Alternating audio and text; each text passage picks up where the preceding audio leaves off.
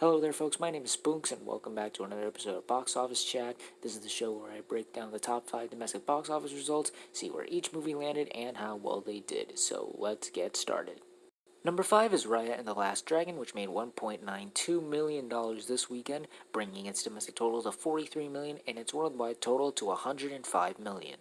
So this movie jumped up 39% from last week's total, which is just incredible. And while in my heart I would like to say, oh, word of mouth, and more people who saw it last week encourage others to see it, but really the likely factor is that it expanded into more theaters, mainly Regal and Cinemark theaters, which didn't show it when it originally played in March, but now are, so that's a good sign.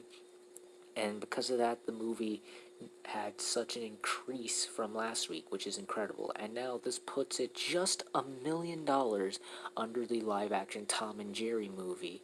And I don't know about you, but like with the Cruise and Tenet, I think Warner Brothers might want to keep an eye out on this, since that movie has been off the top 5 for quite some time, and yet Raya has still been in the top 5 and been holding strong since its release in March. I think it's safe to say that Raya will be able to surpass Tom and Jerry and become the second highest grossing movie domestically for 2021, until other big movies start pushing it down. But so far, I think it's looking pretty good in Raya's favor. Number 4 is Godzilla vs. Kong, which made $1.98 million this weekend, adding to a domestic total of $93 million and a worldwide total of $422 million. This puts it just $7 million away from the $100 million milestone domestically. Each week it gets so close, yet once again, it feels so far. I want this to just happen right now, but the movie has already dropped below $2 million, so even though I'm still going to remain confident that it will cross it, I'm not sure if it will do so while being in the top 5. Because even though it just fell on just 29% this week, it also fell below 2 million, which is kind of a deal breaker. Although making below 2 million is not a bad thing, in all honesty. I have said countless times about movies that dipped below the $2 million mark and thought these movies are definitely on their way out, they're gone. And they were still able to maintain strong holds and keep being in the top 5 for months on end, like I said before, Crude and Raya and the Last Dragon. So if it can maintain those strong, successful holds those movies had, I think it still has a chance. I also think that 430 million worldwide is a pretty good prediction as well, seeing how that is also like around $7 to $8 million away from that milestone. So like I said, even though it may take a while, even though that is worldwide total, so that milestone should happen much faster, I still think it will be able to cross 430 million worldwide as well.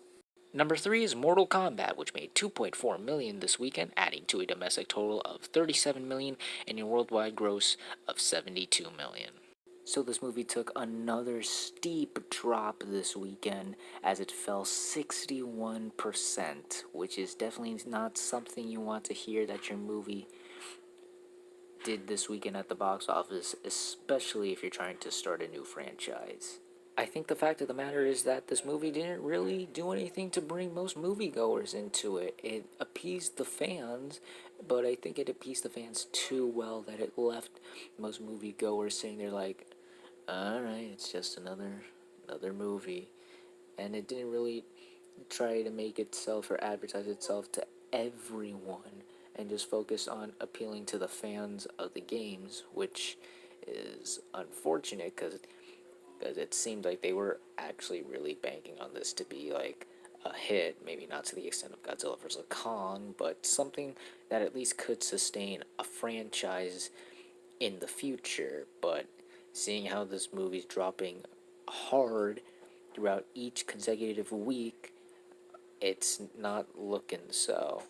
Maybe it can get to the $100 million milestone worldwide, but even I have to admit that is a lot to ask for, especially since how well it is doing is not that good. Number 2 is Demon Slayer, which made 3 million this weekend, adding to a domestic total of 37 million and a worldwide total of 432 million. So this had a much stronger hold than last week of just 52%, and it puts it just 3 million under the $40 million milestone. And you know what? Given how well it's been doing, I think it has a chance of crossing that milestone. Granted, I don't know how much longer this movie will be in theaters, but if it's still in the top 5 next week, I think it's safe to say that it will be able to cross 40 million. And we all know how well this movie did worldwide, so it's pretty much a win-win right now. And finally, let's end the video off with the number 1 movie of the weekend, and that is Wrath of Man, which made 8.3 million on its opening weekend domestically and is sitting at 25 million worldwide. So it pretty much met my expectations with how it landed and basically opened around about or as much as Nobody did when it opened in March. I think these studios with these hard R action thrillers have met their audiences and are doing well to advertise to them, as both this and Nobody pretty much opened around the same deal. But here's the catch though.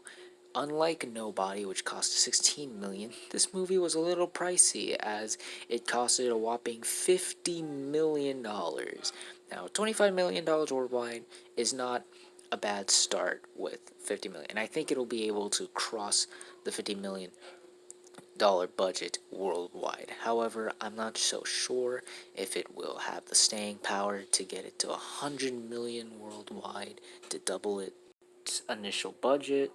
But if word of mouth is strong with this movie and it has some strong holds that Nobody had that helped it make more money than the New Mutants, I think this movie can be quite the surprise if it is able to maintain word of mouth and strong hold. And it's going to be hard since we're now in the summer movie season and there's going to be a lot of competition, but if it does all these things right, I think it will be able to make its initial budget. Not double it, but maybe cross the $50 million worldwide.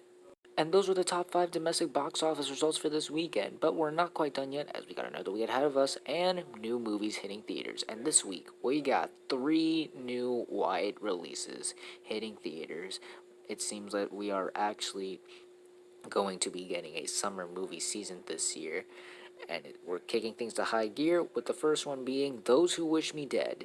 Now, in all honesty, I don't really think this movie's gonna have a strong opening given how little advertising Warner Brothers has been doing with this, which is strange since it stars Angelina Jolie and it's opening in the middle of May, which is blockbuster month. But it seems that Warner Brothers is taking a similar approach to how they advertise the little things, where they advertise it a little here and there, and it opened moderately well. And I see the same fate for this movie. Another film opening this weekend is a movie called Profile, which I've seen a lot of advertising. They are really selling this movie. I cannot tell you the number of ads I've seen yesterday just for this one movie. Although I'm not really seeing a lot of buzz around this movie. Not too many people I know are really talking about this movie or probably haven't even heard of it, which is strange given all the advertising.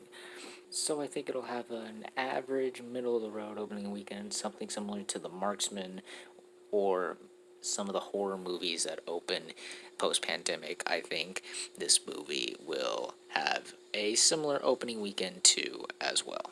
And lastly, there is Spiral from the Book of Saw. So this is kind of a wild card because I think we can all agree that this might be the number 1 movie of the weekend, given how it is the biggest movie coming out this weekend.